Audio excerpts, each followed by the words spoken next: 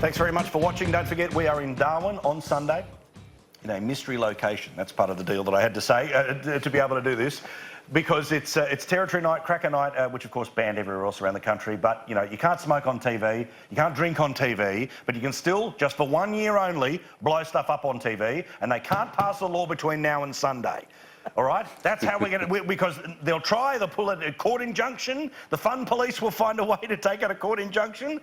But in the meantime, we will be there on Sunday for Cracker Night in Darwin. Join us wherever you are around the country.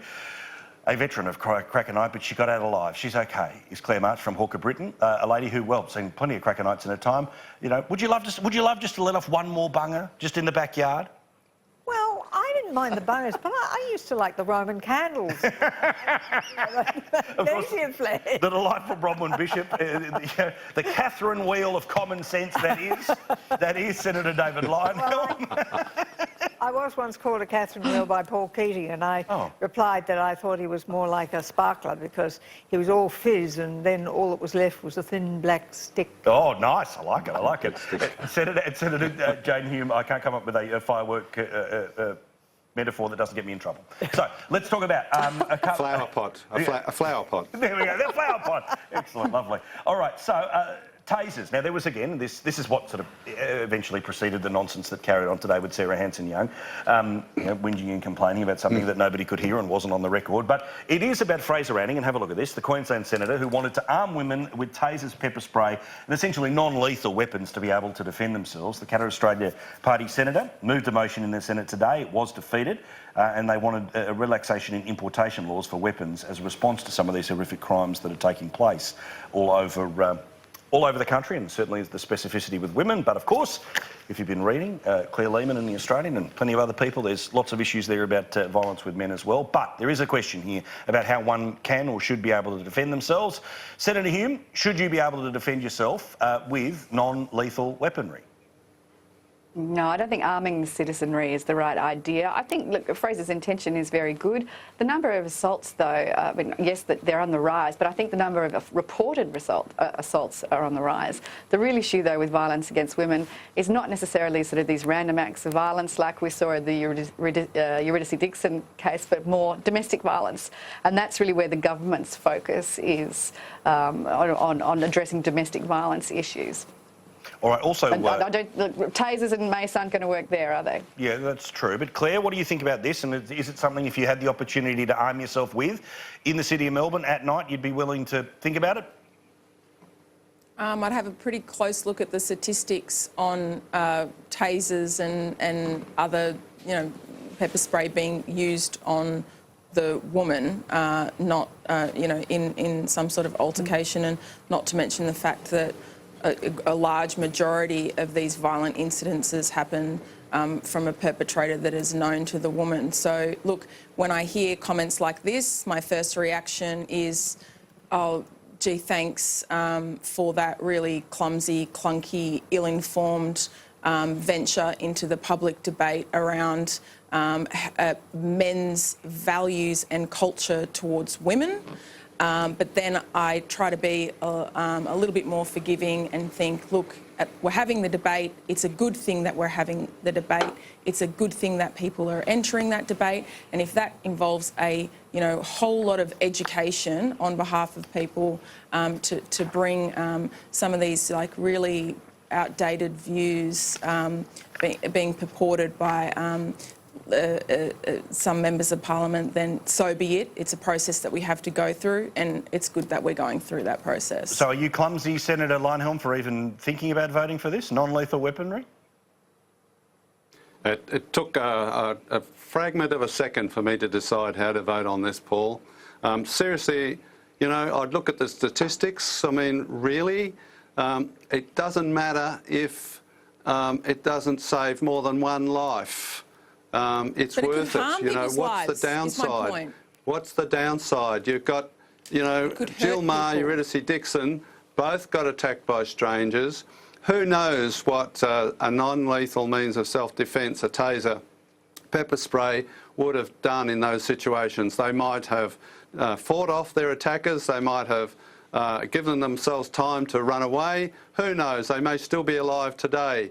You think about the women in your life, mothers, daughters, grandmothers and so forth, people who are not strong, not good at fighting off an attacker, and you say, no, I don't like the statistics, they're just going to have to be disarmed victims. They're just not going to have any capacity. We're weird if we have that attitude. We are seriously weird. Just for a second weird. Here. Paul asked me, would I choose that for a starting point? And you do so much better in the public debate when you're intelligent and you put meaningful debate out there. Thank you very much. Thank you very much. Paul asked me whether I would arm myself, and my response was that I wouldn't. No. And look at the statistics, you said.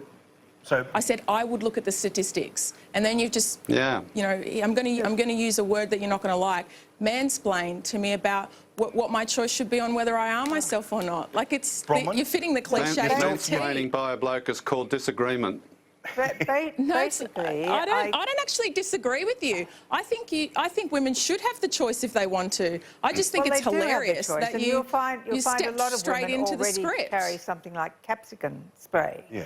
You'll find others will carry their keys to their car like a bunch so they can hit with some strength. Well, it's not only careless, by the way. You'll find some others who'll carry a long hat pin, which can be quite a lethal sort of device. But I remember when I did a very large inquiry into crime, and these figures are still real. The largest number of criminal acts are committed by young men 17 to 25. But the largest number of victims are also young men 17 to 25. Correct. So the horror of these murders and rapes that we've seen, nothing will erase that horror. And I think if people are frightened because they're walking in dark alleys or whatever, and they choose to have some sort of thing to defend themselves, well, perhaps they should be entitled to do that. Would I personally do it?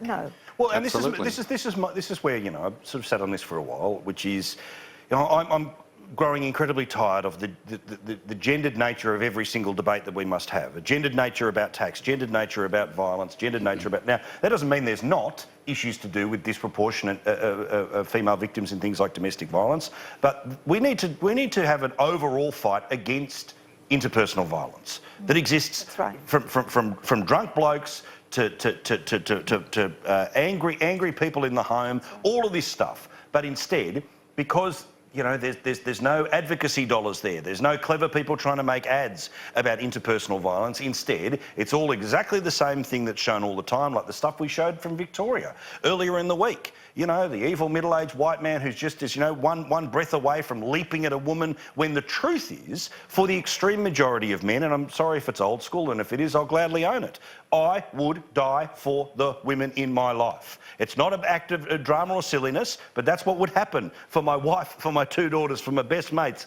That's what I would do. But I'd do it for my kids too. Correct. Of course. But Paul, don't you think that one of the main concerns here is, you know, the outrage of the feminist movement, and I'm putting it out there now, you know, I'm a good feminist, but the outrage of the feminist movement with these random acts of violence against women is so disproportionate. What we seem to have forgotten, you know, the great victim of the feminist movement has been chivalry. You know, you would die for the women in your life, but would you walk them to cars? You know, and well, you probably would walk those people to cars, but would you walk a female colleague to their cars? Or if they said I was going to walk home, you'd say, well, let me walk you instead. You know, that seems to have somehow been lost. I'm trying to teach my sons in particular, don't leave, you know, girls that you're hanging out with alone. You know, make sure you see them to a taxi or an Uber, write down the licence plate, do all those things that used to happen, because they don't happen anymore. Go further than that. Go further than that and say to them, if you want to, if you feel that you know, you'd be brave enough to use it, take a weapon with you. That's what they do in other countries. That's what they do in other countries.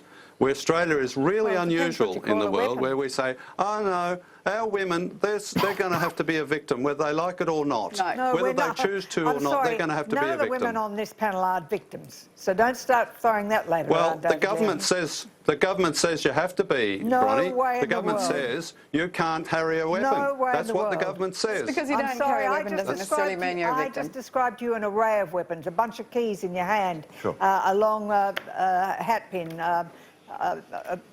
A companion things that you've is the got. best. All of these things that made me wince every time companion. you were leading it all. But here's my thing. It's like, look, when it comes to bullying in schools, when it comes to so many things, you know that my central philosophy, they wouldn't have to print that many different posters. It's just, it's just a couple of words on a bumper sticker. Don't be a dick. That's it.